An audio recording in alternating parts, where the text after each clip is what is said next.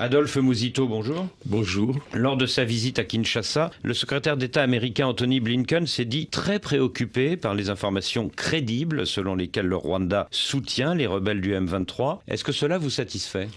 Ça me laisse sous ma soif, parce que ce que j'aurais aimé, c'est qu'il se prononce, y compris en condamnant le Rwanda, en s'engageant à prendre des sanctions dans le cadre de son pays, mais aussi dans le cadre de la communauté internationale. Mais ça ne m'aurait toujours pas satisfait, parce que pour l'essentiel, ce que nous voulons, nous, et que nous n'attendons pas d'ailleurs des États-Unis, c'est que nous, les Congos, on se prépare pour faire la guerre, pour chasser les Rwandais dans notre pays. Ce que nous demandons, c'est que le gouvernement de la République, M. Tshisekedi, prépare la guerre. Et nous disons qu'il faut que nous puissions montrer nos muscles. Il faut véritablement armer les Congos, nos troupes, leur donner les moyens logistiques nécessaires pour qu'on puisse dissuader les prétentions du Rwanda en RDC. Les Congos doivent faire peur au Rwanda. Pour faire peur au Rwanda, j'insiste qu'il nous faut une armée. Sur le plan intérieur, Adolphe Mouzito, vous êtes depuis bientôt 4 ans l'allié politique de Martin Fayulu au sein de la plateforme Lamuka. Or, le 14 juillet, Martin Fayulu a été désigné candidat de son parti, SID, à la présidentielle de décembre 2023. Est-ce que vous le soutiendrez? Bon, d'abord, je ne connais pas son programme. Donc, les moments venus, si c'est des gages de convergence autour de nos programmes respectifs, à Martin et à moi, à son parti et au mien, mais aussi avec d'autres forces politiques et sociales, c'est sur cette base-là que les alliances politiques et électorales pourront avoir lieu. Depuis 1 an, la plateforme Lamuka et le FCC de Joseph Kabila, qui étaient les pires adversaires de 2018, se sont rapprochés au sein d'un bloc patriotique anti-Tshisekedi. Est-ce que vous êtes d'accord avec cette stratégie?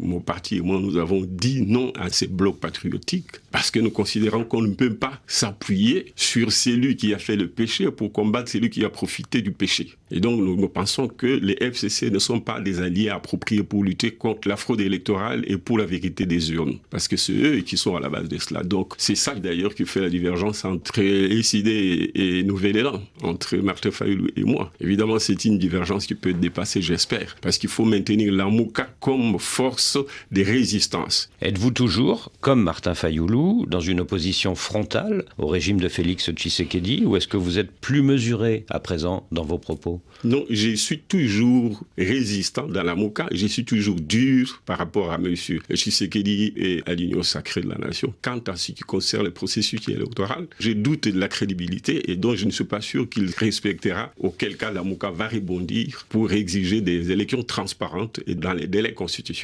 L'arrestation, il y a quelques jours, du député Jean-Marc Kabound, l'ancien président du parti de Félix Tshisekedi, qui vient de passer dans l'opposition. Qu'est-ce que vous en pensez? Je trouve que, au-delà du fond, qui est fondé ou pas, moi je voudrais constater le caractère arbitraire de l'arrestation. On aurait pu, par exemple, respecter son immunité parlementaire. On aurait pu quand même prendre le temps de l'interroger, quitte à ceux qui le restent à la maison. C'est quand même une grande personnalité de ce pays. C'est très très inquiétant pour la démocratie congolaise. La manière de procéder donne l'impression qu'on est dans une logique plutôt des règlements de comptes. Adolphe Mouzito, est-ce que vous serez candidat en 2023? Je serai candidat en 2023. Dans moins de 6 mois déjà, je présenterai ma candidature au congrès de mon parti. Mais pourquoi vous envisagez de participer à une élection dont vous doutez de la transparence? Je ne suis pas de ceux qui préconisent les boycotts des élections. Le peuple fera pression pour que ces élections soient transparentes. Vous avez été Premier ministre de Joseph Kabila de 2008 à 2012. Si vous êtes candidat, est-ce que vous ne risquez pas d'être devancé par des candidats comme Martin Fayulu, qui n'ont aucun bilan